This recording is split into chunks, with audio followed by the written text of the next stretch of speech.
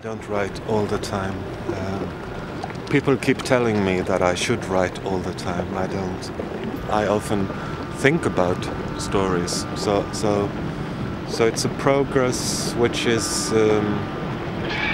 going on, although I'm not really writing. I'm thinking about stories. And then I'm writing for a certain period, but the whole day. I wake up early and I wake up with the story and I start to write and I write the whole day until late in the evening. I forget to eat, I forget everything. I don't meet any friends. I turn very unsocial for a period.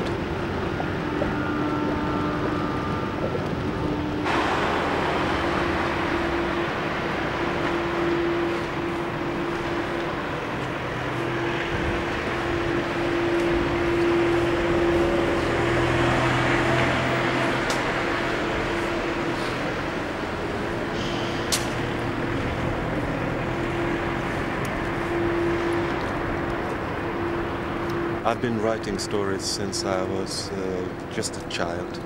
I even before 7. I have some stories that I gave to my grandmother when I was 8, and I had actually made a little book with 3 different stories.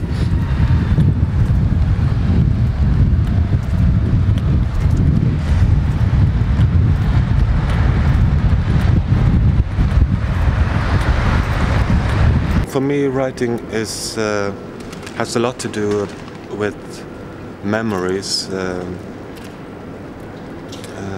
taking care of memories, I would say. Memories from my own life, especially from maybe my childhood and my teenage years, but also memories from people that I've met, people that I meet. And then you could say that it's a bit strange that I write fiction, because that means that I've changed the memories, that I fake them in a way. But sometimes memories are clearer if you describe them in a fiction way, and they become even stronger, which is an amazing procedure and an amazing effect, I think, both for me as a writer, but of course for a reader as well. On the other hand, you can't really create something beyond yourself. You have to stay with the things that you know. Je voudrais qu'on commence peut-être à associer ces deux thèmes, le thème de l'eau et de la tempête et le thème du deuil, qui semble systématiquement faire un motif croisé, tissé. En tout cas dans ces 3 nouvelles, on a l'impression que les choses sont vraiment liées. I think in general that I'm a good watcher. I see things, and it could be things that are more emotional, which I can use easily for my fiction, my stories. But I think I'm a good watcher in other aspects as well. The descriptions of the details, among details that are important, that you can use for describing, and of course with a good description you can move the reader of an article, a documentary thing, to that place, to that room, or to that person. I like it very much.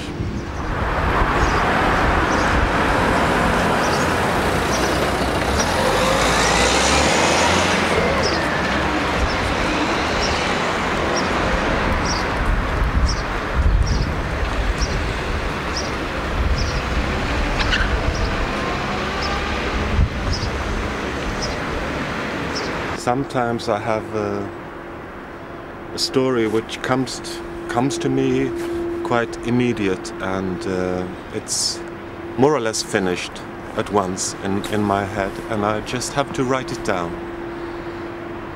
And other times I have scenes or parts that I find important, and then I write them down like a jigsaw puzzle. So I have some pieces, and then I continue with writing the other pieces, so to create a story. I seldom write chronologically from page 1 to the end. It's I write this part and this and this and this, and after a while I have the complete story. Sometimes I move parts as well.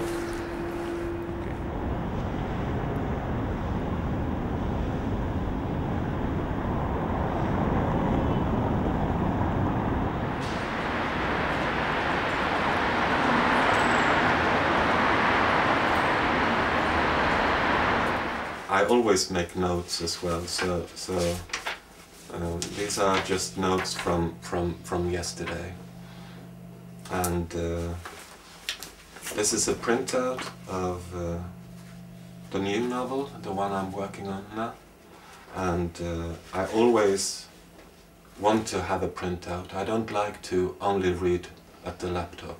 It's boring, and when I print out something and I read it, I always make a lot of maybe not changes, but add-ins. So I and that I write by hand.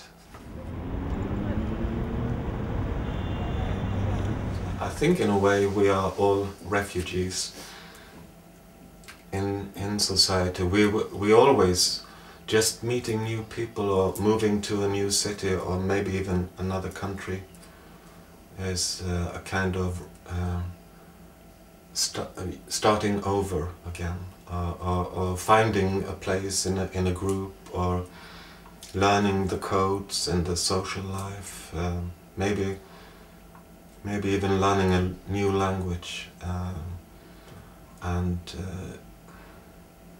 we are, even if we are together with friends or we have family and people close to us, in a way we are always alone in some sense, because you can't even share everything that you have inside your mind or your heart with anyone else. You will share, hopefully, a lot of the things, and it will enriches your life as well as the people you share it with. But in a sense we are alone. I think not in a sad way or a tragic way. I don't think about it like that. But it's all communication is some kind of compromise, because you can't even describe whatever it is you are feeling, or definitely not what you have been through in your life. No one will be able to fully share what you have experienced. So it's a compromise.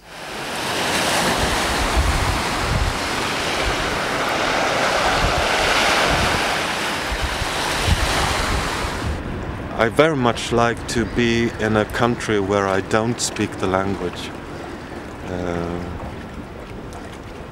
I think it's good for my own language not to hear it. Sounds crazy maybe, but